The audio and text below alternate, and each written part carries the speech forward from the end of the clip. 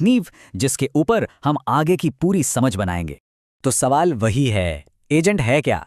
अगर बिल्कुल सीधे सीधे बोले ना, तो ये एक ऐसा सिस्टम है जिसके पास सोचने, समझने और हाँ, प्लान बनाने की काबिलियत है।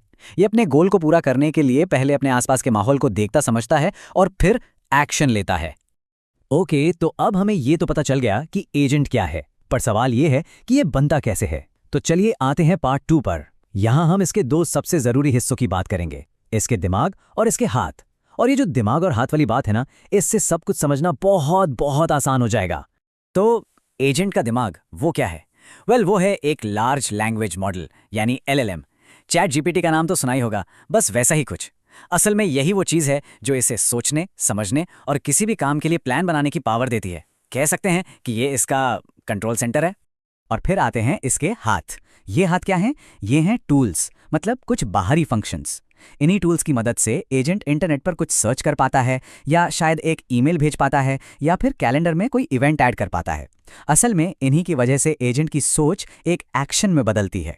ठीक है, तो अब हमारे पास दिमाग भी है और हाथ भी, पर ये दोनों मिलकर काम कैसे करते हैं, यही सबसे बड़ा सवाल है।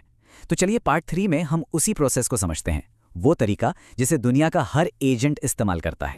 ये पूरा खेलना एक बहुत ही सिंपल लेकिन पावरफुल